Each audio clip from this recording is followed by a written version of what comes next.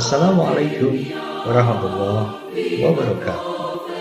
Alhamdulillah, marilah kita panjatkan puji syukur kehadirat Allah Subhanahu wa Ta'ala bahwa hari ini Laboratorium Administrasi Publik Fakultas Ilmu Sosial dan Ilmu Politik Universitas Sultan Ageng Tirtayasa menghadirkan sebuah acara yang disebut dengan Professor Talks atau Akademisi Bicara. Acara ini digagas dalam rangka menyajikan pelaahan terhadap berbagai fenomena kehidupan berbangsa dan bernegara secara kritis, analitis, dan konstruktif sedemikian rupa sehingga dapat berkontribusi dalam rangka mencerdaskan kehidupan bangsa. Selamat menyimak dan menikmati. Hadirin sekalian, Sobat Logos, penting buat kami pada edisi perdana ini untuk menjawab beberapa pertanyaan. Pertama adalah mengapa program ini hadir? Sebagaimana disampaikan tadi, bahwa program ini hadir tentu dalam rangka mendedikasikan segenap potensi sumber daya yang dimiliki oleh perguruan tinggi agar kemudian mampu memberikan manfaat yang besar kepada masyarakat, sehingga perguruan tinggi dan insan akademisinya tidak hanya hidup dalam menara gading kaum elitis yang tersekat, terpisah dari kehidupan masyarakat, tetapi juga mampu membumikan berbagai hal yang dimiliki dan tentu saja potensi ilmu pengetahuan dan teknologi yang dimiliki bagi sebesar-besar kemakmuran dan kesejahteraan masyarakat. Yang kedua adalah bahwa ini merupakan upaya untuk menjawab tuntutan dan ekspektasi publik terhadap menurunnya kinerja dan produktivitas kita semua, termasuk perguruan tinggi, selama menghadapi pandemi. Banyak pelajaran yang dapat kita ambil semasa menghadapi pandemi, dan untuk mengantisipasi berbagai hal serupa di masa depan, maka program ini hadir dengan pemanfaatan berbagai celah kemungkinan dan kesempatan agar kemudian kontribusi perguruan tinggi tidak terputus ketika menghadapi fenomena semacam pandemi sebagaimana yang kita telah hadapi dan lalui beberapa tahun terakhir. Dan yang ketiga, meski kami akui banyak program serupa yang dilakukan oleh elemen-elemen civil society yang lain, baik perorangan maupun organisasi di berbagai platform media sosial, tetapi hadirnya acara semacam ini yang berbasis pada pendekatan akademis, pendekatan teoritis dan empiris yang memadai, diharapkan mampu memberikan ruang alternatif, informasi alternatif, dan pengetahuan bagi masyarakat sehingga dapat memahami berbagai masalah yang dihadapinya dengan pendekatan yang lebih kritis, analitis, dan rasional. Dan pada edisi perdana ini ada pula pertanyaan mengapa kemudian acara ini disebut dengan Profesor Talk atau Profesor Bicara atau Akademisi Bicara. Jawabannya sederhana, bahwa sebagaimana yang lagu yang pada bagian awal tadi mengiringi pembukaan acara ini, yaitu lagu Gaudeamus Igitur, lagu kebesaran akademik yang syairnya diambil dari tradisi akademis yang dibangun oleh Plato dan menjadi nilai dan spirit yang diwariskan di berbagai perguruan tinggi di dunia sejak dulu hingga sekarang.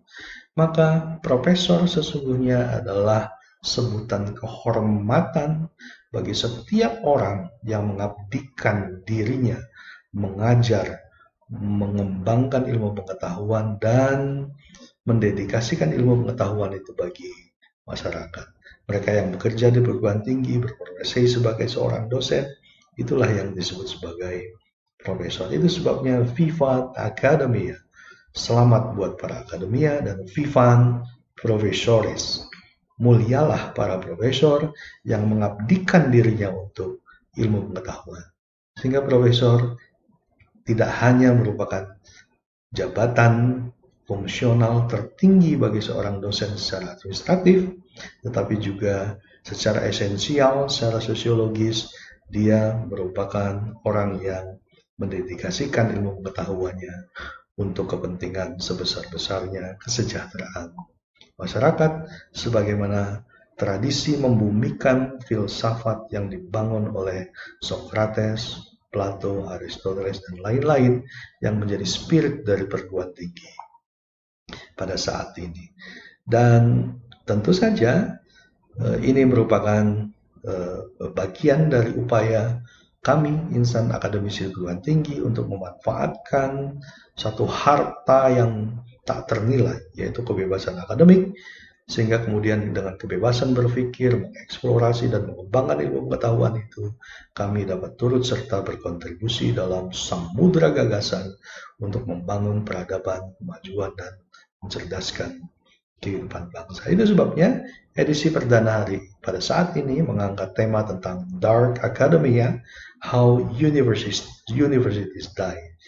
Satu buku yang dikarang oleh Fleming pada tahun 2021 dan sempat menjadi diskursus publik, mengingat berbagai kecenderungan melemahnya eksistensi ideal dari perguruan tinggi di tengah kepungan globalisasi, kapitalisasi, komersialisasi, korporatisme, manajerialisme yang kemudian menyebabkan perguruan tinggi sibuk dengan urusan-urusan administratif, urusan mengelola operasional perguruan tingginya secara mandiri dan melupakan esensi tugas utamanya dalam rangka melakukan pendidikan pengajaran, penelitian, dan pengabdian kepada masyarakat. Hadirin sekalian, sobat Logos yang dirahmati Allah Subhanahu wa Ta'ala, bahwa tema ini tentu menjadi menarik untuk dibahas, mengingat ada sejumlah relevansi dengan isu, kebijakan, dan fenomena kehidupan kampus kita, khususnya di Indonesia pada saat ini. Pertama adalah sudah sangat mahfum, sebagaimana kita ikuti di berbagai media massa, adanya berbagai ragam praktik komersialisasi pendidikan. Ada yang menyebut dengan istilah STIA, yang merupakan kependekan dari sekolah tidak ijazah ada. Privilege yang diberikan kepada pejabat untuk masuk ke perguruan tinggi, sehingga dia tidak mengikuti norma-norma standar mutu dalam penyelenggaraan pendidikan, tesis, disertasi yang dibuat oleh asistennya, dan sebagainya. Saya kira sesuatu yang sering kita dengar, mudah kita buktikan fenomenanya, meski hal ini dianggap sebagai praktek yang wajar, ya. Tapi ini adalah persoalan besar dalam sistem pendidikan kita, dalam praktek pendidikan kita, sehingga kemudian seorang pejabat, politisi dengan kedudukan yang tinggi itu memperoleh privilege untuk mendapatkan ijazah formal. Yang lucu adalah pejabat, mantan pejabat yang diberi gelar akademik yang sesungguhnya secara formal, secara yuridis, termasuk secara moral, tidak memiliki kompetensi, kualifikasi yang memadai dan memungkinkannya untuk mendapatkan gelar menjadi seorang profesor. Mengapa? Karena sesungguhnya profesor itu adalah dalam konteks kita saat ini merupakan jabatan fungsional tertinggi secara administratif yang hanya boleh dimiliki oleh seorang dosen, yaitu tenaga pengajar, peneliti, dan pengabdi kepada masyarakat, sebagaimana diatur di dalam undang-undang guru dan dosen.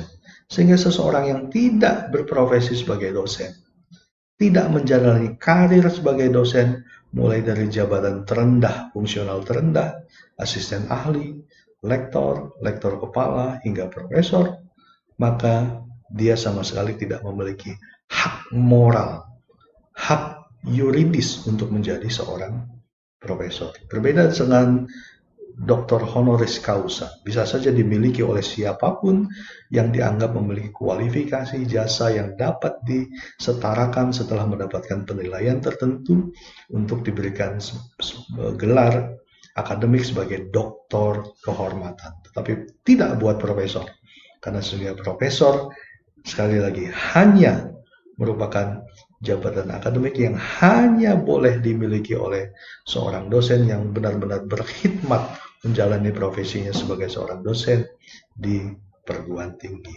Dan fenomena ini saya kira harusnya menjadi keprihatinan kita bersama, sehingga kemudian marwah perguruan tinggi itu dapat benar-benar kita tegakkan. Yang kedua adalah maraknya praktek korupsi. Maraknya korupsi di sejumlah lembaga pendidikan. Tidak hanya perguruan tinggi memang, tetapi yang akhir-akhir ini terjadi di perguruan tinggi itu paling tidak menjadi keprihatinan kita bersama. Mengapa? Karena perguruan tinggi dan lembaga pendidikan pada umumnya yang harusnya menjaga marwah sebagai benteng moral bagi kehidupan masyarakat itu dapat benar-benar dipertahankan. Tetapi yang penting kita refleksikan adalah mengapa ini semua terjadi. Dan jawaban atas itu akan menuntun kita untuk bergerak melakukan perubahan menjaga perguruan tinggi di masa yang akan datang. Termasuk fenomena yang ketiga adalah maraknya pelecehan seksual di lembaga pendidikan, termasuk di perguruan tinggi, pondok pesantren, dan lain-lain. Dan problem ini, meski dalam perspektif lain dianggap manusiawi, dapat terjadi dimanapun, tetapi sungguh merupakan fenomena yang patut menjadi keprihatinan yang mendalam, mengingat bahwa harusnya lembaga-lembaga pendidikan, termasuk perguruan tinggi, itu mampu menjadi benteng moral, karena peran dan fungsinya tidak hanya melakukan transfer of knowledge, tetapi juga transfer of value, transfer nilai-nilai kebaikan, nilai-nilai kebenaran, sehingga kemudian dia dapat berperan dalam rangka mencerahkan kehidupan bangsa. Fenomena lain yang kita hadapi adalah adanya kebijakan Merdeka Belajar dan Kampus Merdeka yang patut pada satu sisi memang kita apresiasi, tetapi secara filosofis patut kita kritisi hanya baru sekedar memberikan ruang kemerdekaan bagi mahasiswa misalnya untuk belajar secara bebas di luar program studinya, di luar kampusnya, setara dengan 40 SKS atau 2 semester, sehingga dia memiliki pengalaman belajar yang luas dalam rangka mengoptimalkan potensi dirinya. Tapi pada sisi lain patut kita kritisi, mengingat kebijakan ini baru sekedar memberikan ruang kemerdekaan, tapi belum benar-benar mampu memberikan pendidikan yang membebaskan dan atau memerdekakan mahasiswa dan insan akademis lainnya, sehingga pendidikan benar-benar mampu membebaskan mereka pada saatnya nanti. Tidak sekedar menjadi lulusan yang hanya memenuhi standar untuk memenuhi lapangan kerja dan atau kebutuhan industri. Nah, orientasi inilah yang tampaknya penting untuk direfleksikan bersama agar kemudian MBKM ini benar-benar mampu memerdekakan, tidak hanya memberikan ruang kebebasan untuk belajar secara bebas. Inilah esensi filosofis yang dimaksud oleh Paulo Freire, pemikir kiri yang menggagas tentang pendidikan yang membebaskan. Dan bila mana ini mampu kita wujudkan, maka esensi kemerdekaan dalam belajar, dalam termasuk kebebasan akademik dan lain-lain, itu dapat benar-benar diwujudkan sebagai bagian dari spirit perguruan tinggi sebagaimana diwariskan oleh Plato ketika membangun akademusnya 300 tahun sebelum Masehi. Sobat Logos yang dirahmati Allah Subhanahu wa taala. Bagian berikutnya adalah eh, eh, apa yang patut direfleksikan dari berbagai fenomena yang kita hadapi tadi. Dan tampaknya ini memang telah menjadi satu kesadaran global sebagaimana ditulis oleh Fleming pada tahun 2001 bahwa perguruan tinggi tampaknya perlahan-lahan akan mati bila mana fenomena ini tidak segera disikapi secara konstruktif.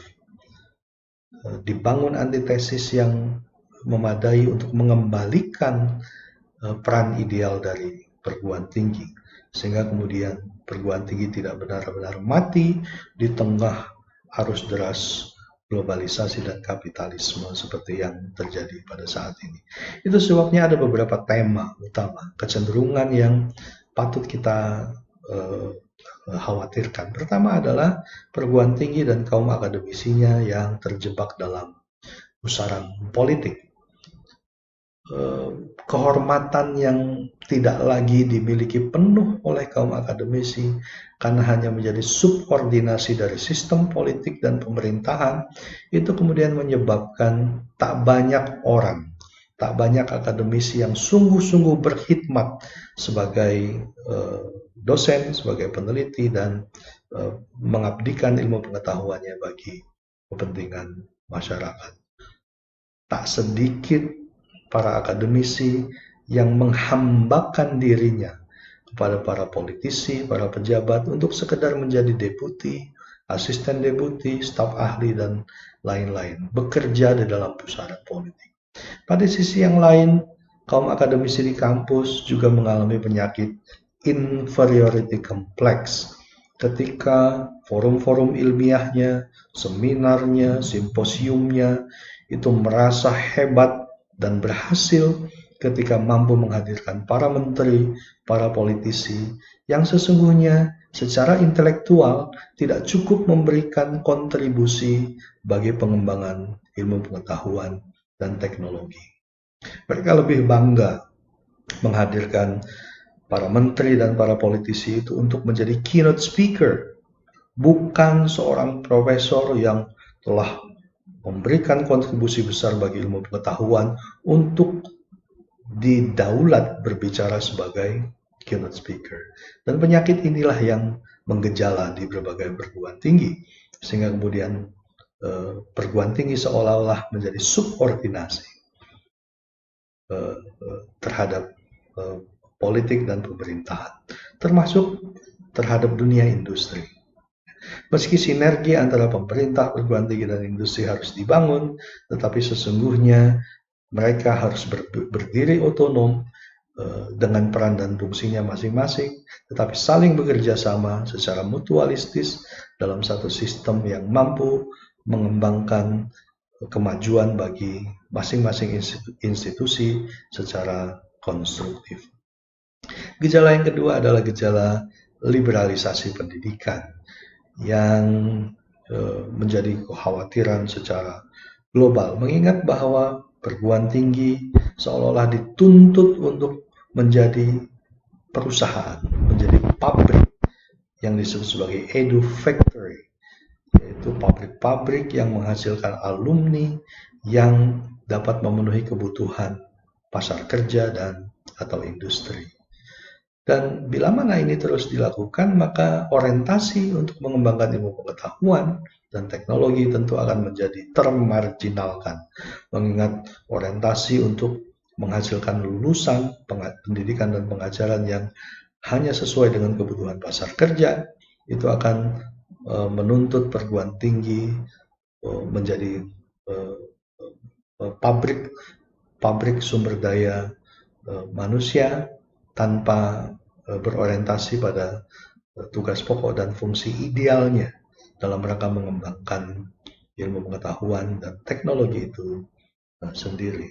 Dan praktek-praktek sebagaimana yang dipaparkan di awal tadi akan terus terjadi manakala penghargaan atas ijazah formal itu menjadi orientasi utama ketimbang penguasaan atas ilmu pengetahuan dan teknologi yang mampu memerdekakan para lulusan perguruan tinggi tadi untuk berkontribusi dalam kehidupan masyarakat secara umum, tidak hanya bagi pasar kerja dan industri. Gejala ketiga adalah gejala korporatisme dan manajerialisme yang bergejala di perguruan tinggi. Pekerjaan-pekerjaan administratif yang jauh lebih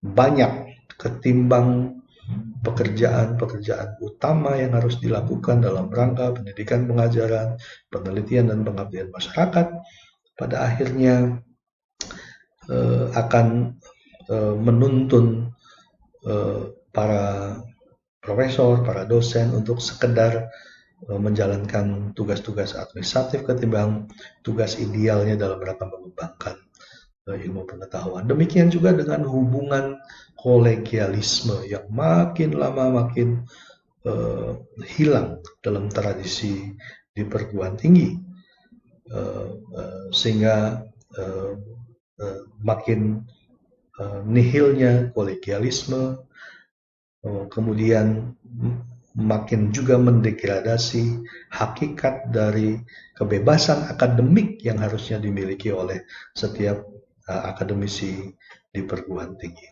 Karena hanya dengan kebebasan akademik itulah maka setiap insan akademis akan mampu berpikir secara kritis, mengeksplorasi berbagai kemungkinan secara spekulatif, sehingga kemudian ditemukan cara-cara baru, pandangan baru, pendekatan baru, dan temuan-temuan ilmu pengetahuan dan teknologi baru yang mampu mewarnai kehidupan masyarakat. Tetapi manakala kebebasan akademik itu sirna ketika kolegialisme tidak terbangun, kebebasan tidak diberikan, pada akhirnya kemudian perguruan tinggi hanya akan menjadi institusi pendidikan biasa saja yang menjalankan business as usual, tanpa ada kreativitas dan inovasi yang memadai untuk mencerahkan kehidupan masyarakat.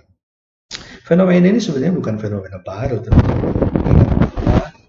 di tahun 2017 Tom Nichols itu juga dia seorang guru besar di Universitas Pertahanan Angkatan Laut di Amerika yang sangat khawatir dengan fenomena matinya keahlian atau tidak diakuinya para ahli karena adanya sejumlah kecenderungan.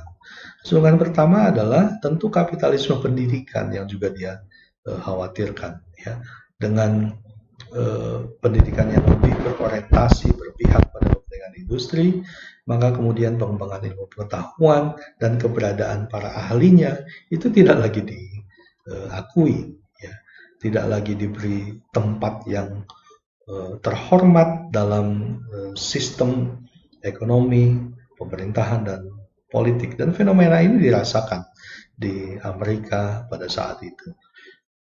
Yang kedua adalah adanya fenomena kaum awam yang lebih dihormati melebihi pakar. Siapa kaum awam itu? Kaum awam yang